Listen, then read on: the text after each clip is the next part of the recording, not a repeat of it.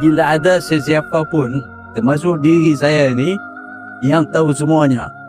Saya juga kena belajar, kena dengar, kena baca, dan kena sanggup terima kadang-kadang dihentam oleh pihak orang lain.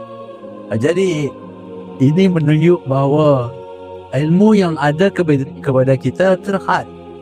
Kalau kita belajar seumur hidup sampai kita meninggal pun, tak semua ilmu yang boleh dikuasai oleh kita.